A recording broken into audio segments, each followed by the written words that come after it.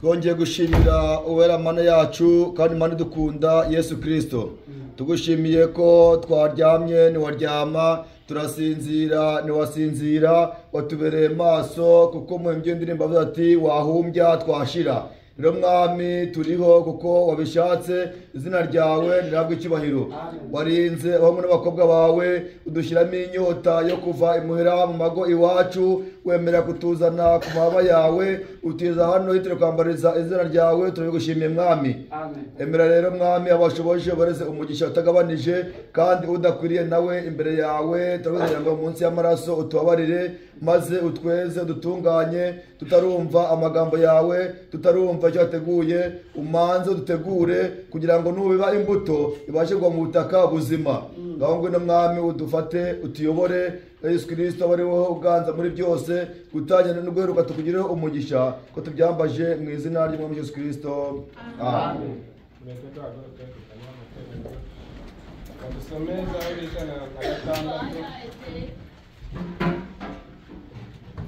Zaburi ijana na gatandatu.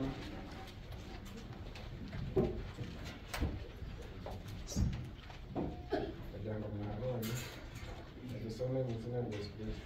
Amen. Nimushime Uwiteka yuko ari mwiza, kuko imbabazi ze zihoraho iteka ryose. Ninde ubasha kuvuga imirimo ikomeye Uwiteka yakoze, cyangwa kwerekana ishimwe rye ryose? Hahirwa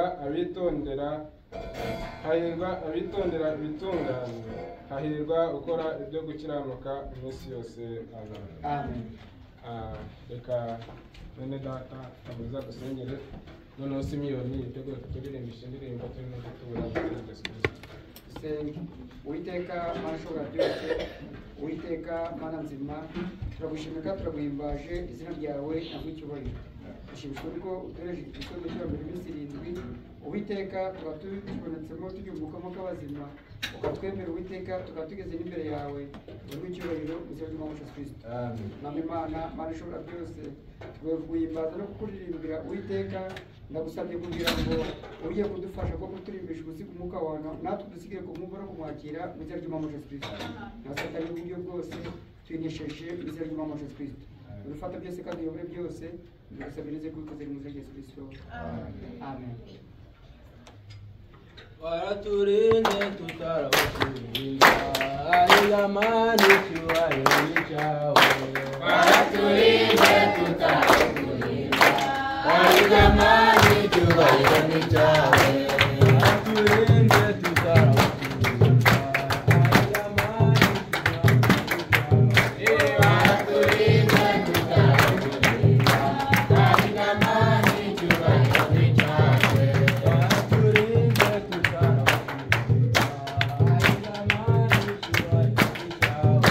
waraturinze tutarabakurinda, ayamani cyubahiro ni cyawe. Waraturinze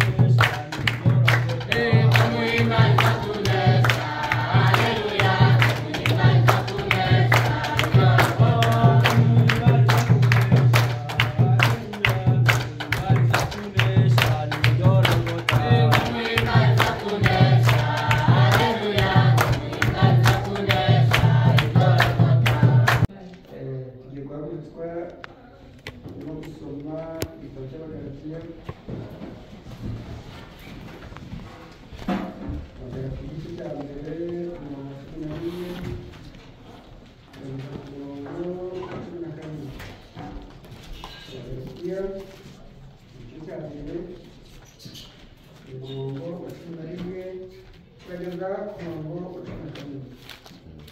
Bene data ndabamenyesha yuko ubutumwa bwiza navuze atari ubw'abantu, kuko nanjye nabubwiwe n'umuntu, kandi sinabwigishijwe n'umuntu, ahubwo ni Yesu Kristo uwumishuriye. Mwumvise ingeso zanjye nari mfite kera nkurikiza idini gikurikiza idini y'Abayuda, yuko nari nkabije kurenganya itorero ry'Imana no kuririmbura, kandi narushije benshi bo mu bwoko bwacu tungana gukurikiza idini y'Abayuda, kuko nabarushaga kugira ishyaka ry'imigenzo twahawe na basogokuruza.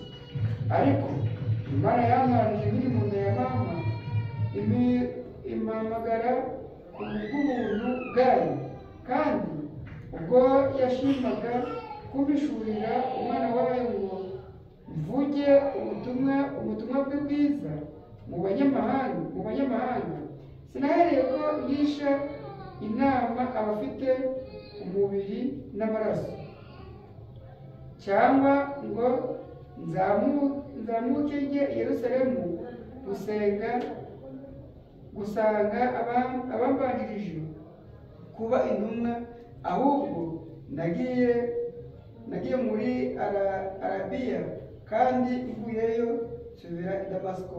Amen. Dusenge. Uwiteka Mana ishobora byose, Uwiteka Mana nzima, turagushimira turaguhimbaje izina ryawe ntabwo icyubahiro. Dushimishwe nuko uduhereje kino gitondo, dushimishwe nuko turi imbere yawe, dushimishwe nuko amagambo yawe asomwe mu matwi yacu. Uwiteka ndakwinginze kwa ngo tubane ibyo by'ubugingo mu izina ry'Umwami wacu Yesu Kristo. Ko byanditswe ko umuntu atumwa n'umutima gusa, ahubwo atumwa n'ijambo riturutse mu kanwa kawe. Niyo mpamvu usabye kugira ngo Uwiteka uduhere gutubishwa n'amagambo muri kino gitondo mu izina ry'Umwami wacu Yesu Kristo. Mwami Mana, Mana ishobora byose, Satani yatuma tutakumva, Satani yatuma tutakubona, Satani y'uburangazi, Satani y'uburyo bwose, tunesheje mu izina ry'Umwami wacu Yesu Kristo. Bireba natwe kandi ukomeze tugire neza. Uwiteka udushyire mu kirere cy'umwuka kugira ngo tubashe kumva umwuka w'amatorero mu izina ry'Umwami wacu Yesu Kristo. Dufate kandi ukomeze utuyobore, bigusabereze kubikuze mu izina ry'Umwami wacu Yesu Kristo. Amen. Tubashe kwicara. Imana ihereye ubushobozi bw'amagambo yayo mu izina ry'Umwami wacu Yesu Kristo. Uyu nguyu ni inkuru ya Pawulo wari umwicanyi, Pawulo warengaga itorero ry'Imana, Pawulo wafataga abantu akabashyira mu nzu ye, Pawulo wakoraga ibyaha bitandukanye, ariko Pawulo agirirwa amahirwe adasanzwe. Pawulo yari Sawuli, kuko yitwaga Sawuli, hanyuma ahuye n'Imana imuhindura amateka, si ukumuhindura amateka gusa, ahubwo umuhindura n'izina. Imana yacu ibamugisha mu izina ry'Umwami wacu Yesu Kristo. Iyo wahuye n'Imana ntabwo usigara uri wawe, uba ugira amahirwe yo guhinduka ukagana kuko Imana ishaka. Niyo mpamvu Pawulo mu gitabo dusomye iri kutubwira ngo njyewe mu bwoko bwacu nagiraga ishyaka ryo kugenda ngarimbura abana b'Imana, abandi nkabashyira mu nzu y'imbohe, ariko ngo kuko Imana yantoranije kera nkiri mu nda ya mama, tukujyana abo Imana yatoranije kera bataravuga. Burya umuntu yizera mu butumwa akabubamo akabugenderamo atari uko bitari muri gahunda y'Imana. Imana yacu ibamugisha mu izina ry'Umwami wacu Yesu Kristo. Buriya ni ukuvuga ngo Pawulo nubwo yarenganye itorero ry'Imana, Sawuli akagenda akabica, Sawuli akagenda abakuba bari gusenga akavuga ati ndi gusenga inzandiko muzimpereze njye kubarimbura. Barazimureza akagenda akabarimbura, abandi akabashyira mu nzu y'imbohe. Ariko umunsi umwe ahura n'Imana. Iyo uhuye n'Imana utakiri wawe, Sawuli Yesu aramuhamagara, Sawuli undenganiriza iki? nuko ibyo Sawuli yakoraga byo kurimbura ubwoko bwayo, ibyo Sawuli yakoraga byo gushyira abana b'Imana mu nzu y'imbohe, Imana yabyitegerezaga. Dusenga Imana ireba, dusenga Imana ivuga. Imana yacu ni Imana ikomeye. Imana yacu bamugisha imfura y'Imana Yesu Kristo. Mu gihe cyo Damasiko ajya kurimbura abana b'Imana, Bibiliya iti umucyo uramutungura uvuye mu ijuru. Uramubwira ngo Sawuli undeganiriza iki? Abari bari kumwe nawe bose bumva iryo jwi. Nawe aravuga ngo urinde mwe nkakwizera. Niwe wenyine washubije ngo urinde mwe nkakwizera. Abandi ntabwo bamenye ibibaye. Bumvise ijwi rihamagara Sawuli ngo ndeganyiriza iki? Nawe aravuga ngo urinde mwe nkakwizera. Direct ako kanya, muri ako kanya yikubita hasi yubamye. Yikubise hasi asa nk'upfuye. Abiyo mu kuvayo ava yari ikiragi adashobora kuvuga. Umuntu wari mu rugo rw'Imana, umuntu wabashyiraga mu nzu y'imbohe, umuntu uvuga ko akomeye, aho yari ukomeye kumurusha. Haleluya. Aho yari ukomeye kumurusha, aho yari Imana ikomeye. Yesu aramubwira ngo iyo wajyaga i Damasiko n'ubundi genda ujeyo, urasanga umugabo witwa Ananiya. Uyu mugabo witwa Ananiya aragusabira, namara gusabira urahumuka ndetse uravuga. Imana yacu bamugisha mu izina ry'Umwami Yesu Kristo. Ni ukuvuga abari bari kumwe nawe bumvise ijwi, ariko iryo jwi ryo ryashakaga Sawuli wenyine. Niyo mpamvu kujya mu ijuru n'umuntu ku giti cye. Ntabwo uzajya mu ijuru kubera ko nyoko azarijya mu no. Nugenda uvuze ngo nkurikiye ababyeyi uzacyura ibyo. Tukujyana ntabwo twaje muri ino jambo dukurikiye ababyeyi, no. Ahubwo twaje kubera ko Imana yaduhamagaye kugira ngo tuyikorere. Imana yacu bamugisha mu izina ry'Umwami Yesu Kristo. Murazibuka abana bato bagatika n'umurikira ababyeyi banjye, nibyo. Ariko niba utaratoranyije uramukurikira ukajya muri ekore, iminsi yagera ugasezera. Haleluya. Ariko ndababwira ukuri ngo Uwimana yahamagaye araza akicara kuri zino ntebe, agakura, akabatizwa, akaba umusere, waramubwira kujyana nanjye ndaba yakwemera. Tukujyana amahirwe arutana. Icyo dushaka kuganirira gitoya ni guhindurirwa amateka. Guhindurirwa iki? Amateka. Ese amateka yawe ya kera ukiri umupagani, utarabatizwa, utarumva ijambo ry'Imana, niko kimeze. Waba ukimeze uko nguko, waba uri gusakuza kwicara hano,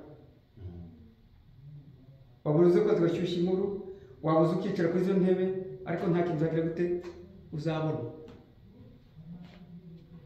Guhindurirwa iki? Amateka. Kera twari abasinzi, kera twari abasambanyi, kera twari abajura, kera twakoraga ibyaha bitandukanye, ariko duhuye n'Uwiteka Imana idukuraho. Duhuye na Yesu Kristo, twumvise ijambo ry'Imana, ibyo ngibyo turabyibuze. Pawulo arakuvuga ngo ibyari indamu yanjye, ibyari inyungu yanjye, byose nabibonye nk'amase. Amase nayiwe, yego.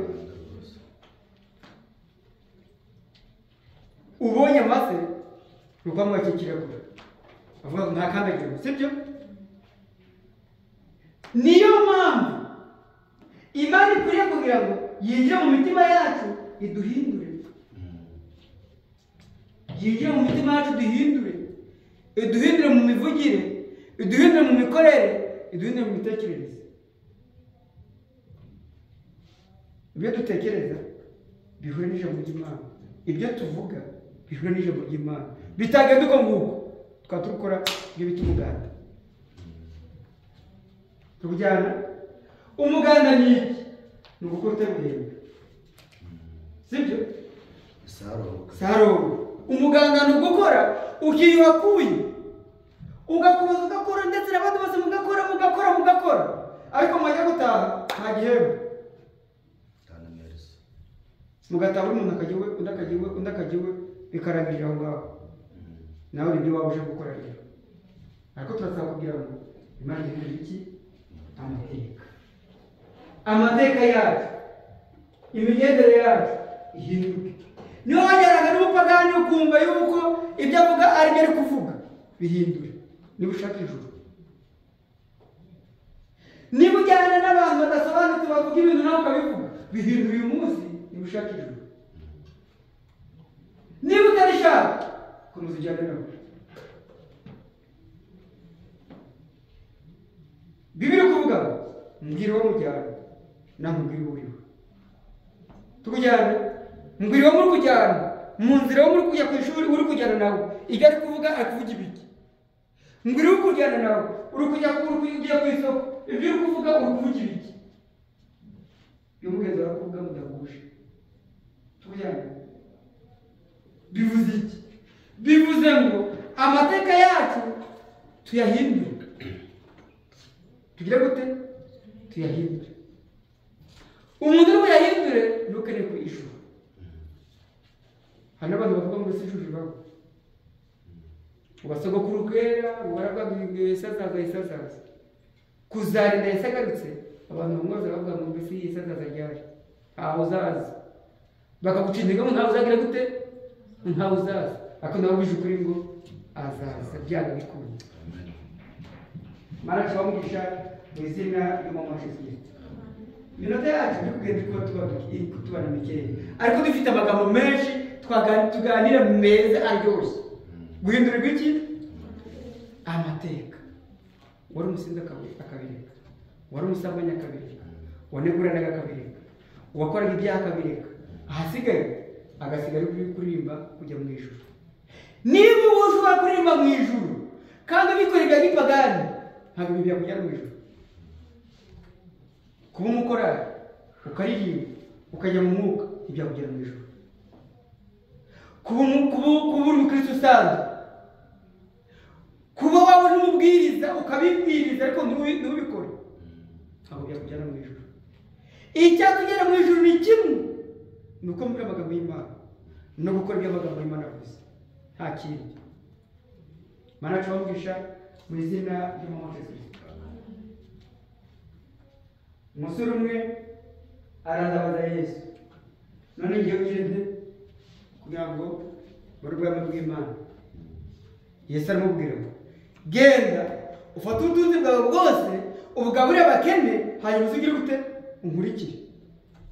Atekereza uburyo bwagiye mu kazi, uburyo yabigokeye yabishyicyuye, uburyo yagiye muri kampani agakora amafaranga, uburyo yagiye yaruhira abona birakomeye.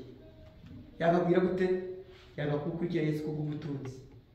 Aho nawe ntiwagomba gukurikira Yesu kubw'inyungu z'umubiri zawe, kubw'ibitekerezo byawe. Ndabahamagara kugira ngo Imana iduhindure amateka. Haleluya. Abatubanjirije Imana yagiye ibahindura amateka. N'uyu munsi turacyaririmba tukanabwiriza tuti bategereje ijuru, bategereje ibihembo. Ndababwiza ukuri ngo ibihembo tuzabibona nyuma yo gukora imirimo y'Uwiteka. Ku iherezo ry'ibihe umwami ajya gutwara itorero nibwo uzahembwa. Wavuga ngo ibyo bihembo none pfuye ntabibonye, kandi uri kutubwira n'abapfuye bizeye nibo baza kuzamura. Twebwe duhari hano ntabwo tuzagira gute, ntabwo tuzabanziza abapfuye, ahubwo abapfuye nibo bazazuka. Natwe abariho niko bibiri kutubwira ngo duhindurwe dusanganirwa mu kirere. Mana twamugisha mu izina ry'umwami Yesu Kristo. Abazamuzangana ni abahe? Abazazana umwami wacu ni abahe? Ni abahinduye amateka y'ijambo ry'Imana. Abahinduye iki? Amateka. None weho uracyari umutukanyi, uracyagenda n'abapagani, uracyakora ibyaha, ijambo rikakubwira ukavuga ati runaka niyivugire igende, ugategereza ijuru kubwije ukuri, nta juru wabona. ntaryo. Sawuli amaze guhura n'Uwiteka, Uwiteka aramubwira ngo warenganyaga abera b'Imana, wabashyigaga mu nzimbure, abandi wabicaga, ariko nawe niko bazakubwira. Tukujyana none ko bazagira gute? Bazamubwira ayikora bya bindi? No, yarahindutse. Sawuli amaze guhinduka, amaze guhura na Yesu Kristo, amaze guhabwa ubutumwa, kuko Bibiliya iratubwiye ngo nahawe ubutumwa, atari umuntu ugize gute umuhaye ubutumwa.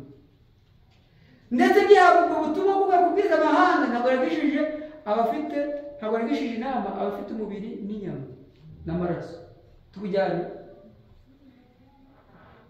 Niba ushobora kuvuga ngo umutiza niza kugira inama, watakaye. Inama z'abatizera ni z'abatizera.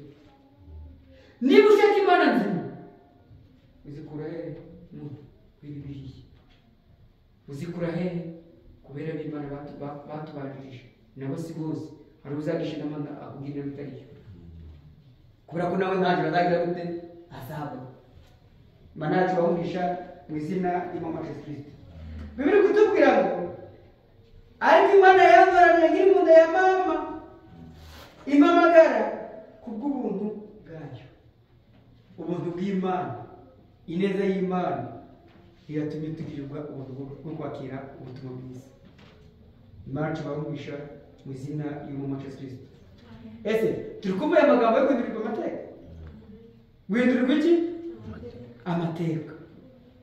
Ibyo wavugaga ukabireka, ibyo wakoraga ukabireka, mu migenzereze yawe yose ukajya uvuga uti ese ibyo ndi kuvuga bihuye n'ijambo ry'Imana? Nusanga umuntu ari kuvuga mugenzi we, iyo ari kuvuga umukristo mugenzi we, uba uri gufata inkota uri kumusogota, uri kumwica. Tukujyane. Iyo uri kuvuga umusere cyangwa umufurere, uri kumuvuga nabi, uba uri kumwica. None n'ubu uri kubwira nawe, uba uri kumuroga umutima kugira ngo nabagire gute amwandi. Babwije ukuri ngo bene abo ntabwo bazabona ubwo bw'Imana.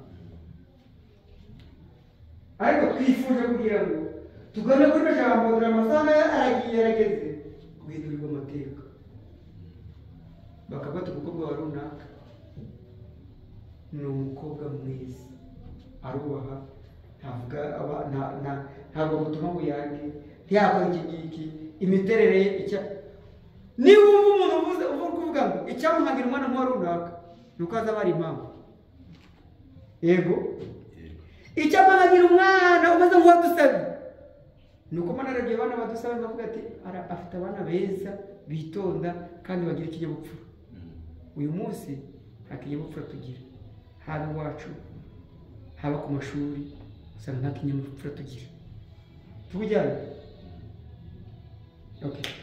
Mani bamugisha uzari Yesu Kristo, reka dusoze ndahangaha, ariko tumenye ngo tugomba guhindurirwa amateka. Abantu batangiye natwe twifuza kugira ngo tute kubakirira cyane, kugira ngo abantu twese tugiye kibisenga. Reka muri data adufashe gusenga, asabe kugira ngo Imana iduhindurire iki amateka. Karime Frere, hanyuma y'isengesho rye turafata umwanya tugeze gusenga mu Mwuka. Urakoze Yesu Kristo, mwami w'amami, Mana icyanuka, Mana ushobora byose. Tugushimiye ko abanye natwe tugitangira, kuba batubwiye amagambo meza. Yesu Kristo atubwira guhindurirwa amateka, izina ryawe ntihabwe icyubahiro. Wahinduriye Sawuli, ni abakitwa Sawuli yitwa Paulo. Mwami, akitwa Sawuli yarenganyaga ubwoko bw'Imana, akagira ishyaka ryo gukora umurimo wawe, ariko uburyo atari kuwukora ahubwo ari kurenganya abana b'Imana. Maze ubonye ishyaka afite, bityo uramuhamagara kugira ngo ubashe kumukoresha w'ishyaka rye, maze akore umurimo wawe.